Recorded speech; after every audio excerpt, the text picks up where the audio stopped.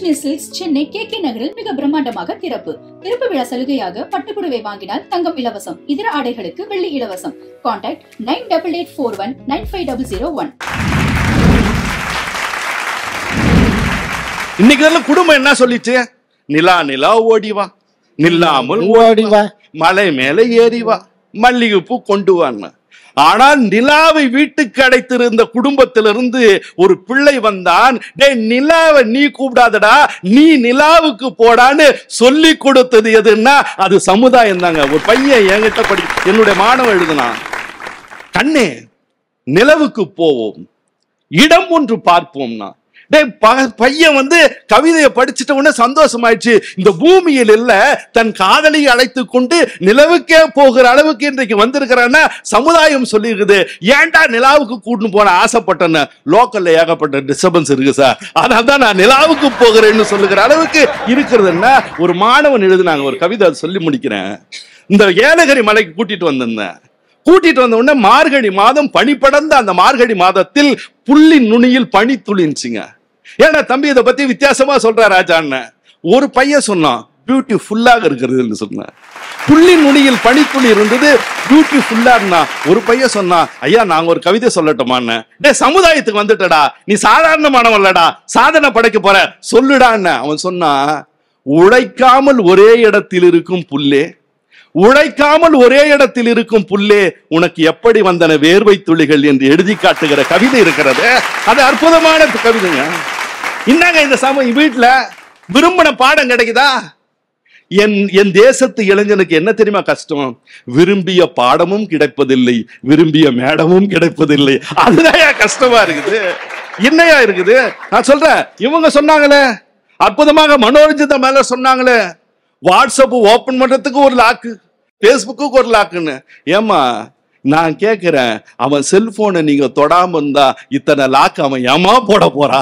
ஃப்ரீயா விடுங்க, குடும்பம் இதை ஃப்ரீயா விடாதுங்க. ஒரு விஷயத்த சொல்லிருந்தேன், எங்க அப்பா எங்க அம்மா சொன்னாங்க, டேய் நீ தாத்தா மாதிரி வரணும்டான்னாங்க. வாழ்க்கையில என் தாத்தா மாதிரி வரவே முடியாதுங்க. ஏன்? அவருக்கு 12 பிள்ளைங்க, 12 பிள்ளைங்க. நான் எப்படி பெத்துக்க முடியும்? நான் சொல்றேங்க, இந்த தேசத்து இளைஞனை சாதாரணமானவன சாதனையாளன் ஆக்கின ஒரு விஷயம் சொல்லட்டுமா? மெரினா புரட்சின்னு சொல்லுவாங்க. ஜல்லிக்கட்டு என் பாரம்பரிய விளையாட்டு, நான் காளையோடு விளையாடுவது என்னுடைய பாரம்பரிய விளையாட்டு, இது மீட்டு எடுக்கணும்னு ஆயிரம் லட்சோப லட்ச இளைஞர்கள் மெரினா கடற்கரையில இருந்தாங்க. அந்த கூட்டத்துல நான் இருந்தேங்க. கூட்டம் கலையவே இல்லை. அப்படியே 1,00,000 பேர் இருக்கிறான். இரவு போறான், பகலில் 1,00,000 பேர் இருக்கிறான். கரண்ட் கட் பண்ணிட்டாங்க, இந்த பசங்க கலைஞ்சு போயிருவாங்கன்னு. ஆனா கையில் இருந்த செல்போன்ல லைட் அடிச்சு எல்லா பொண்ணும் ஆயிரம் நட்சத்திரங்கள் இந்த பூமிக்கு வந்ததை போல அத்தனை விளக்குகளை சொன்னாங்க. அப்ப கேட்டா ஒரு அசம்பாவிதம் நடக்கல, ஒரு கலவரம் நடக்கல, எந்த பிரச்சனையும் நடக்கல. அப்ப கேட்டாங்க, ஏண்டா இந்த செல்போன் அடிச்சு வெளிச்சத்தை பாத்தீங்கன்னா இந்த குடும்பம் எங்களை நம்பி இந்த பெண்களை அனுப்பி இருக்கிறது, இதை பாதுகாப்பாக வைத்துக் கொள்வது எங்கள் பொறுப்புன்னு சொன்னான்னா அதுதாங்க என் தேசத்துக்குடைய இளைஞன். இன்னைக்கு என்னன்னா, கண்ணும் கொள்ளையடித்தால் அது காதல் என்று அர்த்தம், பெண்ணும் சண்டை அடித்தால் அது குடும்பம் என்கிற அர்த்தம்ங்கிற அளவுக்கு இன்றைக்கு மாறி போயிருக்குதுன்னா இன்னைக்கு என் தேசத்து இளைஞன் பாருங்க, நர்சிங் படிச்சா நர்ஸ் வேலைக்கு போவான், மெடிசன் படிச்சா டாக்டர் ஆவான், இன்னைக்கு டீச்சர் படிச்சா டீச்சர் ஆயிருவான், வக்கீல் படிச்சா வக்கீல் ஆயிருவான். ஆனால் என் தேசத்து இளைஞனை நாங்கள் மாற்றிருக்கிறோம். எப்படி தெரியுமா?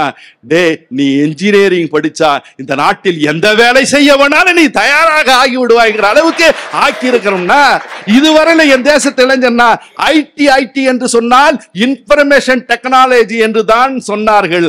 ஆனால் அமெரிக்காவில் போய் பாருங்கள், ஒபாமா இடத்துல கேளுங்கள், அங்கே மைக்ரோசாப்ட்வேர் நிறுவனத்தினுடைய அதிபராக இருக்கிற பில்கேட்ஸ் இடத்துல கேளுங்கள், ஐடி என்பது இன்ஃபர்மேஷன் டெக்னாலஜி அல்ல, அது இந்தியன் டெக்னாலஜி என்கிற அளவுக்கு மாற்றி இருக்கிற மாணவர்கள் எங்கே இருக்கிறாங்கன்னா என் தேசத்தில் தான் இருந்து கொண்டே இருக்கிறாங்க.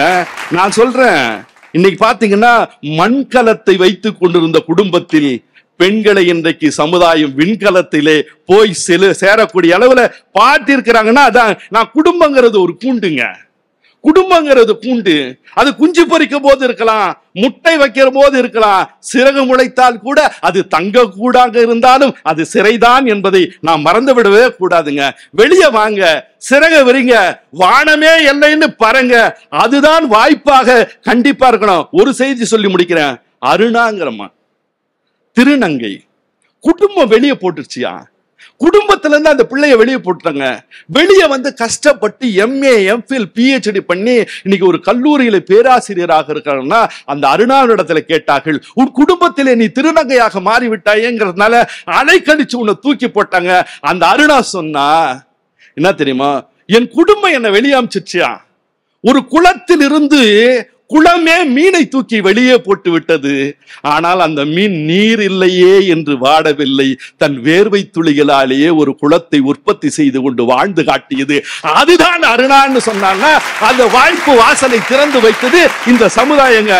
சாதாரணமானவனை கூட சாதனையாளனாக மாற்றும் இந்த சமுதாயத்துல. என்ன கண்ணதாசனை பத்தி சொன்னாங்களே, எண்ணெய் சிறகடித்து எண்ணற்ற கவி உடைத்து வண்ண தமிழுக்கே வடிவழு கூட்டி வைத்த கண்ணதாச கவியர் சொன்னா, டே வாழ்க்கையில நல்லா இருவா.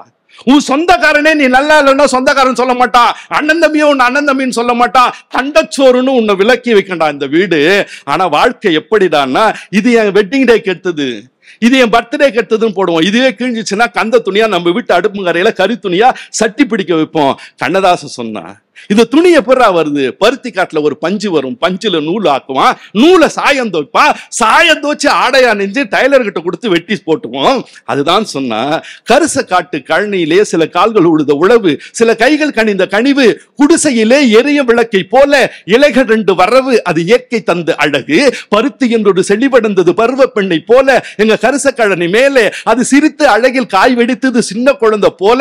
ஒரு வண்ண செடி மேலே பருத்தி எடுத்து கொட்ட பிரிச்சு பஞ்சு குவிக்கலாச்சு, மில் பயணம் பார்க்க போச்சு, அதை திருத்தி எடுக்க பார்க்கும் போது சின்ன இழ ஆச்சு, நூல் என்னும் பெயர் உண்டாச்சு, அழகு வண்ணம் தான் கலந்தது நெய்தது ஆடை வந்தது மெல்ல, பலர் மாதர் உடுத்து கொள்ள, அந்த மாதர் உடலில் ஏறி கோல கவிதை சொல்ல, அந்த துணியில் ஒன்று கிழிஞ்சு அடுப்புங்கரைக்கு வந்து இன்னைக்கு படிக்கும் கவிதை சிந்து, வாழ்ந்த நாளில் வாழ்ந்த எண்ணெய் வைத்து இரும்பு பெட்டி, இன்னைக்கு உதைக்கும் எண்ணெய் எட்டி, நிலை தாழ்ந்த போதும் மனிதன் கூட உடைந்த பானை செட்டி, இதில் யாருக்கு உதவி கொள்வார் ஒட்டி, கந்த துணி ஆன போதும் கொள்கை ஒன்று உண்டு, அது ஏழை மானம் காக்க கோமணமாய் உதவும் அந்த துண்டுன்னு முடிச்சான்னா, சாதாரணமானவர்களை கூட சாதனையாளராக மாற்றுவது சமுதாயம். கல்லாய் கிடப்பவனை சிற்பமாக மாற்றுவது சமுதாயம். ஒரு மண்ணாய் கிடப்பவனை கூட பானையாக வணைப்பது இந்த சமுதாயம்னா, அது சாதாரணமானவர்களை கூட சாதனையாளர்களாக உச்சத்தில் இருப்பது, சாதாரண பெண்களை சிங்க பெண்களாக்கி சிங்க நடை போட்டு சிகரத்தில் ஏறி என்று நம்பிக்கை விதைகளை தூவி அவனுக்கு தோளோடு தோள் கொடுத்து வருகிறது என்று சொன்னால், இதை போல கல்வி நிறுவனங்களும் இதை போல சமுதாய தலைவர்களும் தான் சாதாரணமானவர்களை சரித்திரத்தில் இடம்பெற வைக்கிறார்கள் என சொல்லி நல்ல வாய்ப்புக்கு நன்றி தெரிவித்து, இதுவரையில் நான் எத்தனையோ பல்கலைக்கழகங்கள் கல்லூரிக்கு போயிருக்கிறேன். நந்தா கல்லூரி மாணவர்கள் எந்த பந்தாக்களும் இல்லாமல் எளிமையின் அடையாளமாக இருக்கிறார்கள் என்று இன்றைக்கு மெகாவிஷன் மூலமாக சொல்லுங்கள். இதுவரையில் இருந்தமிழே இருந்தேன் என்று கேட்டுக்கொண்டிருந்த மாணவ செல்வங்களே, உங்கள் பாதங்களை பாருங்கள். என் நன்றி மலர்கள் குவிந்து கிடக்கிறத சொல்லி நல்ல தீர்ப்பை வேண்டி விடைபெறுகிறேன். நடுவர் அவர்களே, அவங்கள மாதிரி உங்களை மிரட்ட மாட்டேன். தவறான தீர்ப்பு சொன்னா ஹார்ட் அட்டாக் வந்து கீழே விழுந்து சாவிங்க நான் சொல்ல மாட்டேன். ஒரு தடவை சொல்லிட்டாங்க போதும். எனக்கு நீதிபதி உயிரோடு இருக்கிறாரா இல்லையா என்பது பிரச்சனை அல்ல, நீதி உயிரோடு இருக்க வேண்டும் என்பதுதான் பிரச்சனை. நன்றி, வணக்கம். எதுக்கு இந்த அம்மா பரவாயில்ல போல இருக்கு. சுருக்கமா நிறைவா, உண்மையிலே தன்னுடைய அனுபவம் கிட்டத்தட்ட 25 ஆண்டுகளுக்கு மேல மேடையில பயணம் செய்கிறார். அந்த அனுபவத்தினுடைய வெளிப்பாடாக அவருடைய பேச்சு அமைந்தது. அவருக்கு நல்ல ஒரு கைதட்டல் நம்ம கொடுக்கலாம்.